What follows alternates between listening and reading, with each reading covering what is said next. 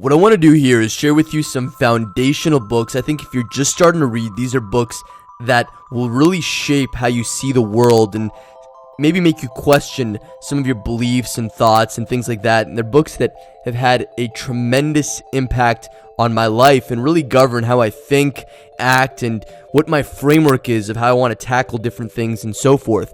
I recommend starting with these books. I think they'll have a tremendous impact on your life. I can't wait for you to check them out. So what I want to do is I want to share with you what these books are. I want to share with you my takeaway from these books and also how I recommend going through each one of these books. From there, if you want an even larger list, you can check out insiderschool.com. On there, I'll share with you books as I read them in real time since I can't record a new video every time I read a new book. Anyway, let's start with a list of 8 books I think you'll love. The first book I recommend is The Power of Now.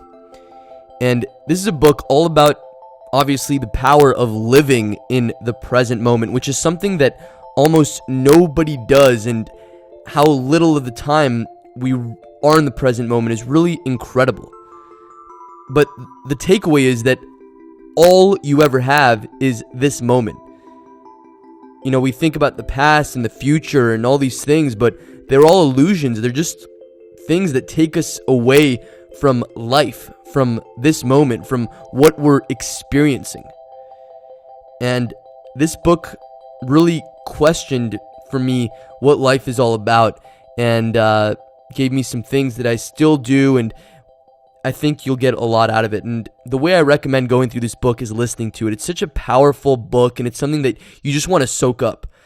For me, I actually got it in high school in CD form before I even had a smartphone or anything. And I listened to it in the car, and since then I've probably listened to it maybe 10 or 11 times through the years. It's something that's just had a tremendous impact, and I recommend doing the same and soaking it up. And another thing you may want to do that I've really enjoyed doing is, in addition to listening to it during your travel time, also listening to it maybe 10 minutes at a time with your eyes closed, especially if you feel like your brain is spinning and you have a lot going on and you're feeling anxiety or whatever. This will really just help you feel grounded. I think it's a great practice. So get it in audiobook form. Check it out. I think it's had a big impact on my life, and I think it will have a big impact on yours as well. The next book I'd recommend, which is very related, is a book called Loving What Is by Byron Katie. And the idea of the book is that we attach to different thoughts and beliefs, but in reality, so few of them, so incredibly little of the thoughts that we have are actually real, but yet they dictate how we live our lives, and they limit us to a large degree. And this book just shares with you how to question those thoughts and let them go, how to question those beliefs. I think it's actually really incredible. You could have 2 people that maybe look the exact same and are the same people, maybe have the same capacity, but just based on what their thoughts are, what they're attaching to, that will govern what happens in their lives. So I really recommend doing this, questioning your thoughts. There are 4 questions to use and then a turnaround. So check it out. And then when you do, read chapter 1, read chapter 2, and read chapter 5. Beyond that, the rest are just examples that you may or may not want to check out, but you can get the framework just from these 3 chapters. And then do exactly what it says. Write down these recurring thoughts and go through the 4 questions. And beyond that, in your day-to-day life, when you have thoughts that come up and you really attach to them, question whether what you're thinking is actually real. Question whether it's actually the truth. It's something that I do all the time now. Even the other day, for example, I was out with some new friends, and for some reason I had these thoughts coming up of, I shouldn't be here, and I can't wait for this to be over. And then I caught myself having these thoughts. I turned it around, I questioned in it, and it just changed everything, and I had the best time. And obviously it's a small example, but I think it's a very, very powerful practice that I wanted to share with you. The next book I really recommend reading is a book called Cybernetics. And the story of this book is Maxwell Maltz, who wrote it in the 1960s. He was a plastic surgeon, and he wondered why some people would come see him. He'd do surgery on them and they'd be a completely different person. Their personality would completely change, and other people wouldn't change at all. They'd be the exact same person. And he realized that we all have an image of how we see ourselves. We have a self-image, and that self-image determines our personality. It's not that things change in the outside world that will change our personality. It's how we see ourselves that changes who we are, how we act, and what is available to us, what we can do and what we can't do. And the interesting thing is it's all made up, and it can be changed just through psychological principles like visualization. So I recommend checking this book out as well. Read the first 3 chapters, the second one being on having a clear goal, the third one on visualization, and beyond that, just dip into sections just to get the idea of things that you may find relevant. But it's really those first 3 that will give you the most out of the book. And the next book I recommend is a book called Think and Grow Rich. This was written by Napoleon Hill in 1937, and it's one of the best-selling nonfiction books of all time. The story behind it is Napoleon Hill was a young man, and he wanted to pay for his way through law school, so he thought he's going to go interview the world's most successful people and then sell those articles to newspapers to pay his way through school. And one of the people he went and saw was Andrew Carnegie, who was at the time the first or second richest man on earth. And Andrew Carnegie told him that if he was willing to devote his life to it, he would introduce him to the world's most successful people to find out what they all had in common. His belief was that when these amazing people that have gotten a lot done and lived their dreams and so forth, when they die, all their quote-unquote secrets go to the grave with him. And he wanted to create something to share with everyone what those things are that they have in common. So this is a book that I recommend just soaking in. It's not really about the takeaways from the book, but it's more so about stimulating your mind.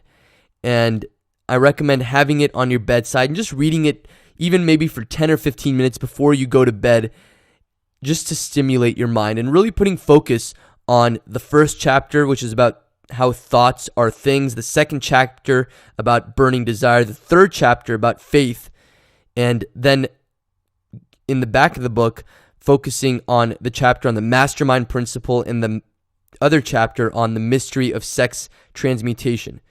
The others, again, you can dip into just to read a few stories and just to get the ideas, but those are the things that I think will have the most impact. And again, I recommend just soaking this in little by little just to stimulate your mind. The next book I really recommend is a book called On the Shortness of Life. This was written by Seneca, who was a Roman philosopher from around 2,000 years ago.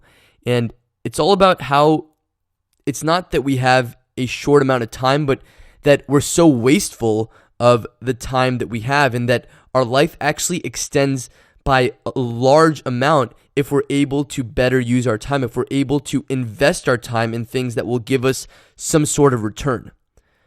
And this book, I actually have the Penguin version of it, which has On the Shortness of Life, along with 2 other things that Seneca wrote, which are also great. But On the Shortness of Life itself is only around 34 pages. So I recommend just taking it, using the pen we talked about, and just soaking it in as well. I think it'll really get you to question maybe how you're using your time. It's one of those books that you'll probably want to come back to again and again. Another book that I think you'll really get a lot out of is My Life and Work by Henry Ford. Essentially, it's his autobiography, but even more so, I think it's his philosophy on life and business. You know, there's such a big focus, and even when you go to business school, the idea is that the point of business is to produce a profit. And to some degree, that's true, but it's really interesting how Henry Ford, who was at the time one of the richest men alive, is saying how the only reason for his business to exist is to provide value, and how profit isn't the thing to chase, but it's the result of providing tremendous value. He says to focus on providing value first, and the only thing you'll have to worry about as far as profits is how large they will be. Now, this book, that's the main point of it, that is just illustrated through different ways. So I'd really focus on the beginning section, just really understanding it, and beyond that, if you feel like you're continuing to get value from it, keep reading it. It is something that I read the whole thing of, but I also was aware that it was kind of repetitive, but just as something to get you to question the idea of business, to get you to question what your purpose is and how you want to interact in the workplace. I think it's a very, very powerful book, and I really recommend it. Another book that is on a similar wavelength is The Go-Giver. Obviously, it's a much newer book, but it's just about a story. It's a short story all about the power of giving first, about the power of providing value. Like something it says in the book is the idea that your income is determined by how many people you serve and how well you serve them. Now, this isn't a new idea. Napoleon Hill also said something similar in Think and Grow Rich, and Henry Ford also said this in My Life and Work. But I think it's very powerful, and it's a mindset shift for sure, because everybody is focusing on how do I take the most? How do I compete the best? And this is looking at things very, very differently. And it's very powerful, and I really recommend checking it out. Another book that I recommend that I think you'll get a lot out of is Dale Carnegie's How to Win Friends and Influence People. This is a foundational book as far as relationships and interacting with others. And a lot of the things in there, they're not crazy, counterintuitive things you've never heard before, but it's very powerful to go through the book and really ask yourself, how many of these things do I do on a regular basis? For example, when he says never criticize or complain, is that something you do or just something maybe you kind of believe in? Or when he says to make people feel incredible, make them feel better than they are, again, is that something you do or just believe in? A lot of people, what they think they need to do is they need to make people feel less than they are. They need to show how powerful they are and so forth, but that's really a losing battle. I really recommend this book. I think it's fantastic, and really just go through it and ask yourself, how many of these things do I do? The way I'd recommend going through this book is at the end of each chapter, there's a summary of what each section is about, or what that chapter is about. So just read that one sentence line of what the thing is of that chapter, and then dip into first the chapters that you feel like, wow, this is a powerful lesson that I really want to apply to my life. Remember, focus on action. So read those chapters first. And then if there are any other ones that you want to go into, read those as well, or dip into them or whatever. But really focus on the lessons and let that be your guide of how you want to go through that book. And lastly, what I like to do, I'm always reading new books, so I share on my site different books and lessons that I'm learning. So to stay updated on even more books, you may want to check that out as well. You can just go to insiderschool.com and check out the blog, read the articles, and so forth. Anyway, I hope this was really helpful for you. And please let me know, as you go through these books, please let me know what you think, how they changed, how you look at the world, or what impact they had on you. I'd love to hear from you and see what impact they had on your life.